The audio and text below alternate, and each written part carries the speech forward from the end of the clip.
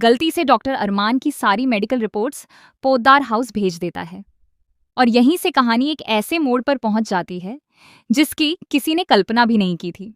इन reports के सामने आते ही कई ऐसे राज खुलने लगते हैं जो अब तक सबकी नजरों से छिपे हुए थे। दूसरी तरफ अस्पताल में अरमान, अभीरा, बा और दादीसा की मुलाकात होती है। यह मुलाकात सिर्फ एक सामान्य बातचीत नहीं होती, बल्कि कई भावनाओं, शिकायतों और टूटे हुए रिश्तों का सामना करने का एक मौका बन जाती है। दादीसा अभीरा से कहती हैं कि चाहे अतीत में जो कुछ भी हुआ हो, लेकिन इस मुश्किल समय में हम तुम्हारे साथ खड़े हैं। हमसे जितनी भी मदद हो सकेगी हम जरूर करेंगे।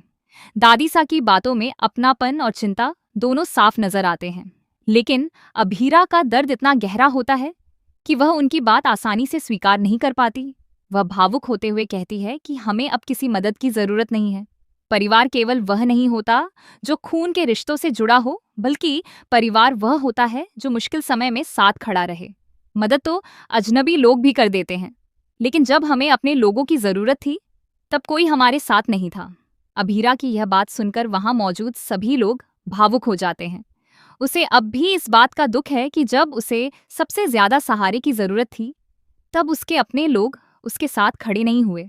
वहीं दूसरी तरफ मायरा के हाथ जब वे रिपोर्ट्स लगती हैं तो वह पूरी तरह से हैरान रह जाती है। रिपोर्ट्स पढ़ने के बाद उसके मन में कई सवाल उठने लगते हैं और उसका गुस्सा सीधे अभीरा पर निकलता है।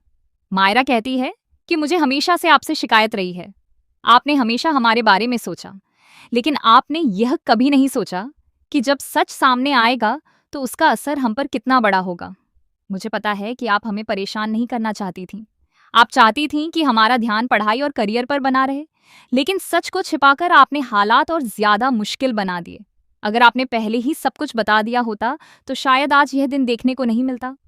मायरा आगे कहती है कि अगर हमें पहले सच्चाई पता होती तो हम पोद्दार हाउस नहीं जाते, वहां जाकर आपको अपमानित होते हुए नहीं देखते और न ही हमें चोरी छिपे उन रिपोर्ट्स को पढ़ना पड़ता जिन्हें आपने घर में छिपाकर रखा हुआ था। अब जब सच सामने आ चुका है तो हर कोई खुद को ठगा हुआ महसूस कर रहा है। मायरा की बातें सुनकर अभीरा की आंखें नम हो जाती हैं। वह समझाने की कोशिश करती है कि उसका इरादा कभी किसी को धोखा देने का नहीं था। वह कहती है कि मुझे नहीं पता था कि सच इस तरह सबके सामने आएगा। मैं सिर्फ तुम लोगों को बचाना चाहती थी। मैं नहीं चाहती थी कि तुम लोग किसी परेशानी में पड़ो, लेकिन अब जब सच सामने आ ही गया है तो इस समय मुझे तुम्हारे गुस्से की नहीं बल्कि तुम्हारे साथ की जरूरत है। अगर तुम भी मेरा साथ छोड़ दोगे तो मैं पूरी तरह से अकेली पड़ जाऊंगी। इसी बीच दादीसा एक बड़ा फैसला सुनाती हैं। वह कहती हैं कि अब बहुत हो चुका, तुम्हें वापस घर लौट आना चाहिए। हम सब मिलकर हर परेशानी का सामना करेंगे। अकेले लड़ने से कोई फायदा नहीं होगा। परिवार का मतलब ही यही होता है कि मुश्किल वक्त में एक दूसरे का सहारा बना जाए। मुझे लगता है कि अब तुम्हारे लिए अकेले यह सब संभालना बहुत मुश्किल होगा। दादीसा की बात सुनकर कुछ पल के लिए माहौल शांत हो जाता है, लेकिन अभीरा अपने फैसले पर अडिग रहती है। वह साफ शब्दों में कहती है कि जब तक अरमान पूरी तरह से बेगुनाह साबित नहीं हो जाता तब तक मैं कहीं नहीं जाऊंगी। मैं तब तक चैन से नहीं बैठूंगी जब तक दुनिया के सामने यह साबित नहीं हो जाता कि अरमान ने कुछ भी गलत नहीं किया है।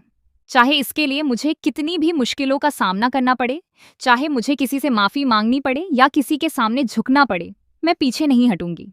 अब कहानी एक बेहद दिलचस्प मोड़ पर आ चुकी है। एक तरफ अरमान की सच्चाई है, दूसरी तरफ परिवार के टूटते और जुड़ते रिश्ते हैं।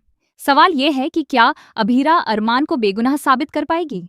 क्या मायरा अपने गुस्से को भुलाकर अभीरा का साथ देगी? और क्या दादी साहब पूरे परिवार को एक बार फिर से जोड़ पाएंगी? आने वाले एपिसोड्स में इन सभी सवालों के जवाब मिलने वाले हैं, जहां हर किरदार की जिंदगी में एक नया तूफान आने वाला है।